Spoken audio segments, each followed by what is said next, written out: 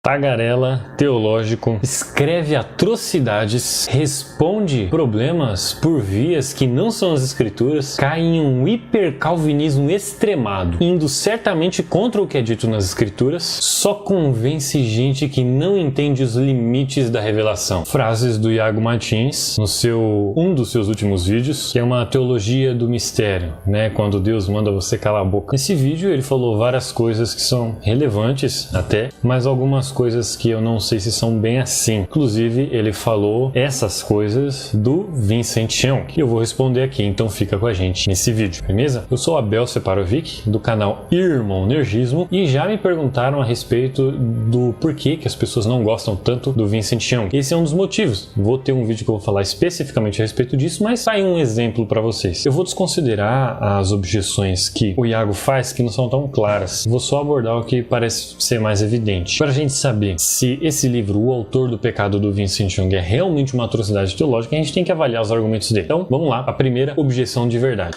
Iago Martins falou mais ou menos assim no vídeo dele. O Vincent argumenta que Deus é o autor do pecado e que não tem problema nenhum com isso. Aí o Iago Martins disse que isso é uma tentativa de responder o problema do mistério por outras vias. Será que isso é outras vias mesmo? O próprio Iago Martins falou no vídeo dele sobre soberania divina e responsabilidade humana, que é o vídeo depois desse que ele falou sobre o Vincent, sobre o fato de Deus decretar tudo, e ele passa um monte de passagens muito interessante que eu convido vocês a assistir o vídeo, que aborda explicitamente que Deus tudo decreta, nada foge das mãos dele, tudo está sob o controle dele, até mesmo os atos pecaminosos dos homens e de todas as criaturas. O próprio Iago disse isso, e é isso o que o Vincent basicamente afirma no livro O Autor do Pecado. A palavra autor talvez seja um dos pontos de discordância que começa, né, essa discordância, porque o Iago entende que autor é sinônimo de agente, culpado. Tanto que num livro, no vídeo que ele faz, esse último sobre soberania divina, ele fala que Deus não é o autor e depois ele fala responsável pelo pecado. E ele faz essa ligação entre ser autor e ser responsável, mas o Vincent não faz essa ligação. Ele diz que a autoria vem do fato dele decretar tudo. Por ele decretar tudo, ele decidiu o que acontece, ele é o autor de todas as coisas. Se o Iago concorda que Deus decreta todas as coisas, inclusive o pecado, é o sentido que o Vincent falou que Deus é o autor do pecado, não é outro sentido. Ele não diz que Deus é culpado pelo pecado. Não. Então, o sentido que tanto o Iago quanto o Vincent diz é praticamente o mesmo. Agora, tem umas implicações que se diferenciam daí pra frente. Então, vamos entender aqui que o fato de Deus ser autor do pecado não necessariamente leva a ele ser culpado. Inclusive, na Confissão de Fé de Westminster, fala que Deus decretou tudo de forma que ele não é o autor do pecado. Se Deus decretou tudo, ele praticamente é autor de tudo aquilo que ele decretou. Me fazendo uma tradução. Então, a palavra autor, quando fala na Confissão de Fé de Westminster, a gente tem que entender como realmente o autor moral, no sentido de que tem parte com a culpa daquilo que aconteceu. Mas o que o Vincent entende, e eu também entendo, desde que me provem ao contrário pelas escrituras, Deus não é culpado pelos atos decretivos dele. Quando ele decreta, ele é o autor de tudo aquilo que ele decretou e ele não tem culpa pelos seus decretos. Segunda coisa que o Iago fala no vídeo dele, fala que o Vincent cai em um hipercalvinismo extremado. Esse eu achei um pouquinho absurdo. Qual a relação entre Deus ser o autor do pecado e o hipercalvinismo? Isso é realmente um ponto de ligação entre os dois? Porque se for, ele é um ponto, um único ponto de ligação. Se a autoria de Deus sobre o pecado é um ponto realmente do hipercalvinismo, então será que isso realmente leva alguém a ser hipercalvinista? Eu diria que não. Esse não é o único ponto. Da mesma forma como o meu computador tem um motor e tem uma roda que gira lá dentro, que é o cooler, eu não vou classificar o meu computador como um carro porque ele tem motor e tem uma roda que gira. Não é assim, não é porque ele tem alguma semelhança que ele logicamente é o que eu acho que ele é. E não creio que o Vincent seja um hipercalvinista, porque o hipercalvinismo envolve outros pontos que o próprio Vincent refuta no livro dele, esse mesmo, o autor do pecado, como o ponto do hipercalvinismo que diz que não precisa evangelizar. O Vincent não afirma isso. O Vincent também afirma que cada um é responsável pelas suas algumas atitudes diferentes do hipercalvinismo, que ignora a questão da responsabilidade em alguns hipercalvinistas. Os hipercalvinistas também dizem que Deus vai salvar o homem independente das suas atitudes. E o Vincent também não diz isso. Ou seja, por causa de um ponto, falar que o cara é hipercalvinismo é abuso. É falar coisa que não precisa. Principalmente um hipercalvinismo extremado ainda por cima, sabe? Eu achei que isso aí já foi fundamentado. Eu gostaria, sinceramente, que o Iago desse razão por essa acusação que ele fez com o Vincent de hipercalvinista, para saber o real motivo, né? Porque eu tô supondo aqui que sejam esses motivos. Então, o primeiro ponto foi sobre a autoria do pecado, que não faz de Deus culpado por ser autor do pecado, por decretar o pecado. A questão do Vincent ser hipercalvinista, que ao meu ver não é. E o terceiro ponto, Iago diz que certamente contra o que é dito nas escrituras. Bom, se a definição do termo é aquela mesma que eu disse lá no começo, de Deus ser autor do pecado no sentido decretivo, que ele decretou todas as coisas, não é, porque a Bíblia diz que Deus decretou todas as coisas. Depende muito da definição da palavra autor. Se autor tem a ver com a culpabilidade daquele ato, então as coisas mudam, mas eu acredito que não tenha. Então, se a gente entender corretamente o termo, isso não vai contra o que diz nas escrituras, mas sim a favor do que diz as escrituras. Isso não é ir além da revelação, mas é estar em cima da revelação, afirmando aquilo que a Bíblia afirma, do mesmo jeito que o Iago fez no vídeo dele. O quarto ponto de objeção agora, ele falou que só convence gente que não entende o limite da revelação. De novo, se você entender o termo da forma como que o Vincent realmente usa no livro, não tem nada contra o limite da revelação. Se a gente entender corretamente os limites da revelação, a gente vai entender que esse ponto que o Vincent afirmou foi revelado. Então, não tem problema nenhum com isso. Talvez o ponto central aqui chega em uma questão interessante. O Iago até cita o Rômulo Monteiro, canal muito bom dele, eu admiro muito o trabalho dele, tanto quanto do Iago também, só discordo deles em alguns pontos específicos. Nesse vídeo do Rômulo Monteiro, que ele fala sobre Romanos 9, ele aborda o assunto com muito cuidado desde o começo e só no finalzinho que eu acho que ele deixa passar esse ponto aí que o Iago Martins falou. Agora, no vídeo do Iago, parece que ele desde o começo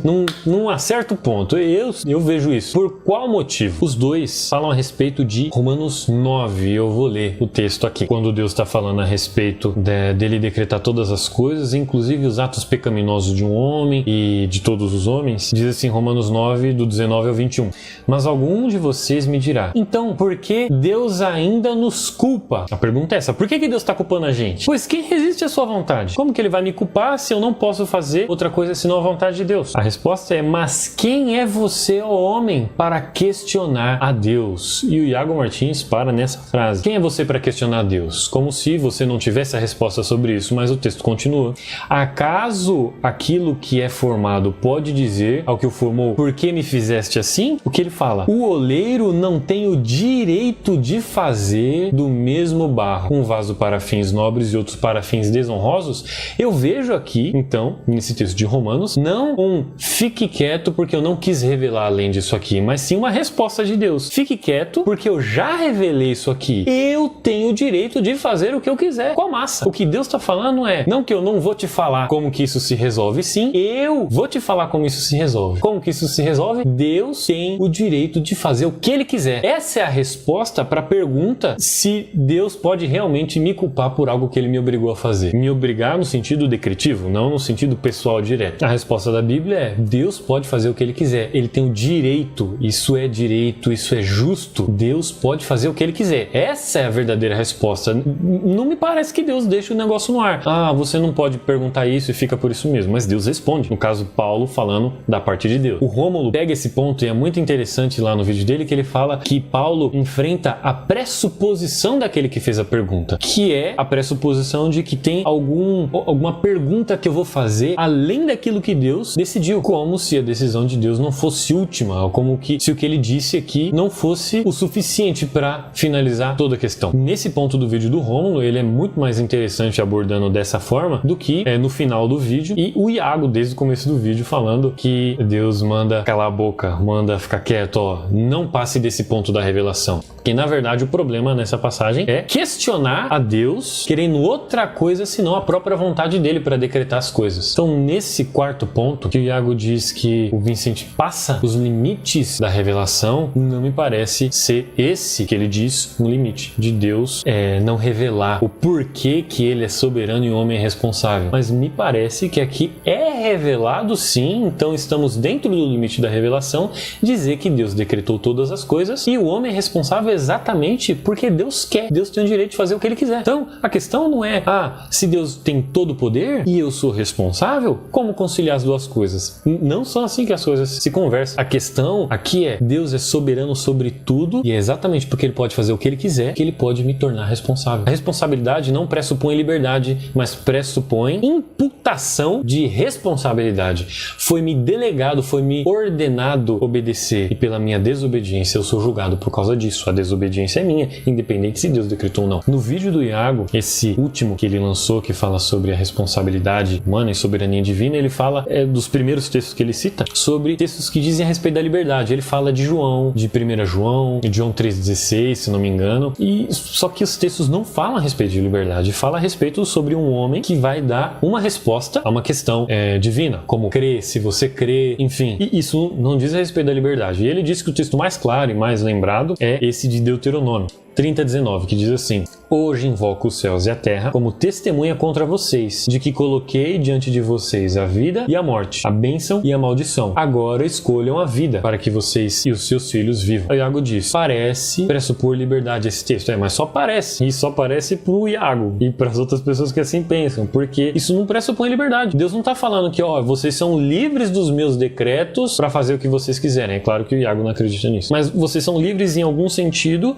para que vocês sejam responsáveis. Não tá falando de liberdade aqui, tá falando, olha, eu tô colocando isso diante de vocês e isso aqui. Agora escolham o bem, senão vocês vão se dar mal. Não disse se a pessoa, o povo, de Israel, que Deus ordenou essas coisas, de obedecer o bem, se eles têm a liberdade de fazer essa escolha ou não. O texto não fala a respeito disso, e os outros que o Iago citou também não falam a respeito disso. A liberdade do homem não tá em jogo nessas passagens. Eu acredito que quem ultrapassou os limites da revelação foi Iago Martins, dizendo que esse texto fala sobre a liberdade, quando fala sobre, sim, responsabilidade, mas não liberdade. Responsável porque eles vão arcar com as consequências das suas escolhas, mas não disse se essas escolhas são livres, simplesmente não aborda o assunto. E olha só que interessante que está escrito no texto, ele não cita liberdade. Ele fala, olha, você tem essas duas opções e vocês têm que escolher essa aqui. E está escrito, escolham. E esse escolham está no imperativo, é uma ordenança. E você vai ver no contexto que é uma ordenança. Eu vos ordeno que obedeçam essas coisas. Deus, ele não chama no sentido de pedir, vamos esperar para ver o que vai acontecer. Repito que Iago mesmo não crê nisso, mas é isso que sobra para você perceber. O que está acontecendo aí não é um chamado à liberdade do homem, mas é uma ordenança para obedecer independente da liberdade dele. Deus simplesmente falou, independente da liberdade do homem, que eles escolhessem o correto, porque essa é a obrigação do homem, essa é a obrigação que Deus colocou em cima do homem. Por que Deus colocou essa obrigação sobre ele? Porque Deus é soberano para fazer o que ele quiser. Quem é o homem para falar contra Deus? E Deus disse, vocês são responsáveis, vocês vão arcar com as suas consequências independente da sua liberdade. A liberdade não foi relevante nesse texto e nem nos outros de João que o Iago citou. Relevante nessa passagem é quem ordena, o próprio Deus